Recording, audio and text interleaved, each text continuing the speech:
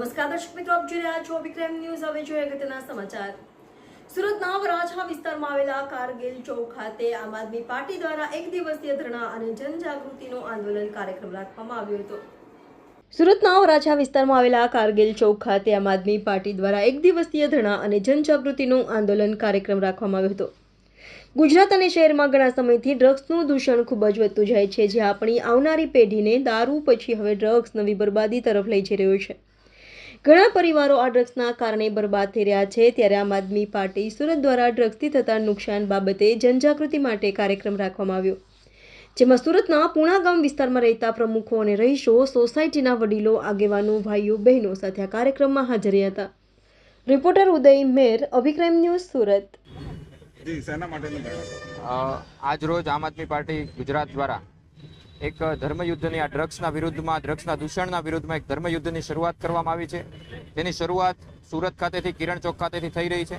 આવનારા દિવસોમાં સમગ્ર ગુજરાતમાં આંદોલન ગુજરાતના ખૂણે ખૂણે જશે અને ડ્રગ્સના વિરુદ્ધમાં લોકોને જાગૃત કરશે। આ ડ્રગ્સનું રાક્ષસ ગુજરાતમાંથી કેવી રીતે ભાગે એના માટે પ્રયત્ન કરવામાં આવશે, જેની શરૂઆત આજે સુરતથી કહી છે। સુરતનું તમામ સંગઠન, તમામ નગરસેવક મિત્રો અત્રે ઉપસ્થિત છે અને આવનારા દિવસોમાં લડાઈને ખૂબ મોટું સ્વરૂપ આપીશું।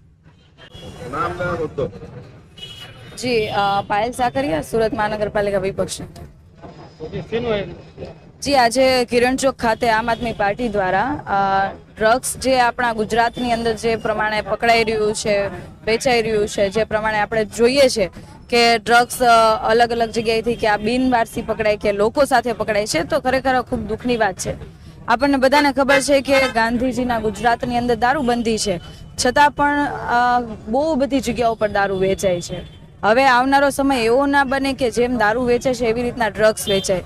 ડ્રગ્સ એક એવો રાક્ષસ કહી શકાય કે કોઈને પણ આ ડ્રગ્સની લત લાગે તો એમાંથી બહાર નીકળવું અશક્ય જેવું હોય, પરિવારો આમાં બરબાદ થતા હોય।